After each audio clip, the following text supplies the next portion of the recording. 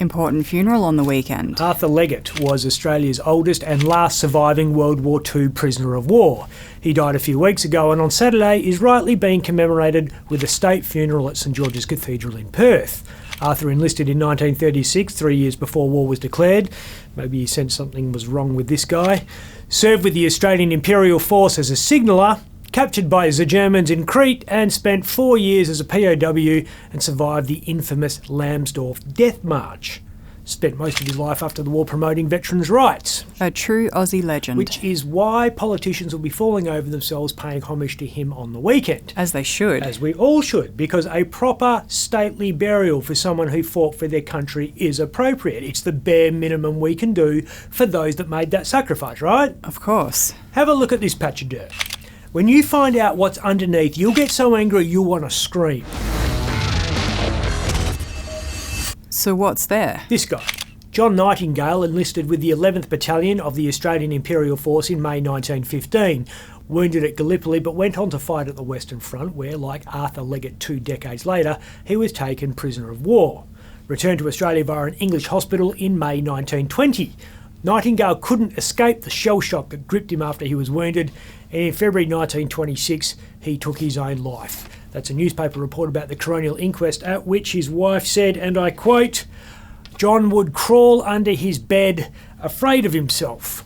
They buried him and his grave was marked with a very handsome granite headstone. Something clearly happened after that. Karrakatta Cemetery has what is called a burial plot renewal program, which is a fancy way of saying that after about 25 years, if your family doesn't cough up some more money, they demolish your grave to make way for fresher bodies. Nightingale is one of more than 100 World War I diggers who had their headstones ripped up and more coffins piled around and on top of them. That is so wrong. John's no orphan. A short walk from where he lies, you'll find Private Thomas Brady, who was wounded in France. Except you won't find him because, like John, he's buried anonymously. Thomas's headstone was smashed during one of the cemetery's many renewal programs. It gets worse, and this will boil your piss. Have a look at this photo. It's a concrete path at Karrakatta, and underneath it lies the body of Private John Cotter. John served in both the Boer War and World War I. Wounded, captured in France in 1916, spending the next 2 years in a German POW camp like Arthur Leggett. He was buried in 1935, and years later, his gravesite was concreted over. No plaque, no headstone, and people literally walk over his body every day. I think this one is even worse.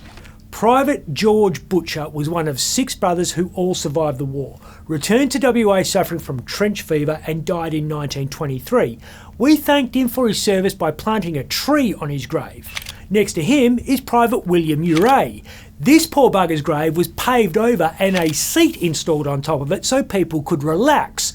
Up until a few months ago, there was a rubbish bin on top of his grave. So bad. 100 diggers lying anonymously in the dirt at Karrakatta. Hundreds more are in random places like garden beds or stacked up with 2 or 3 other dead people piled on top of them. How has this been allowed to happen? Penny pinching, red tape and buck passing between the state-run Metropolitan Cemeteries Board and the federally managed Office of Australian War Graves. Soldiers buried in civil cemeteries have been squeezed into obscurity by those burial plot renewal programs and no one's saving them. So where should we put them? If only Perth had a war cemetery so we could properly honour those soldiers. Hang on, we do. It's called the Perth War Cemetery and it's right next door to Karrakatta.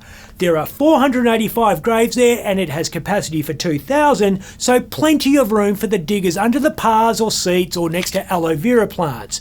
They could be reinterred there, but aren't. Because? Well, let's see what Federal Veterans Affairs Minister Matt Keogh has to say about this. This is an important, complex, difficult and emotional set of issues that takes time to work through in a coherent, systemic way, he said, after apparently gargling a script from Utopia. Agreed. He goes on to note that as part of this, I have been working through understanding the full extent and complexity of proper burial entitlements with the Office of Australian War Graves and how these interact with municipal and state government cemetery authorities around the country and their various implementations of plot renewal programs. After hearing that, it's not surprising nothing's getting done. Ronald Reagan was onto something. 9 most terrifying words in the English language are, "I'm from the government and I'm here to help."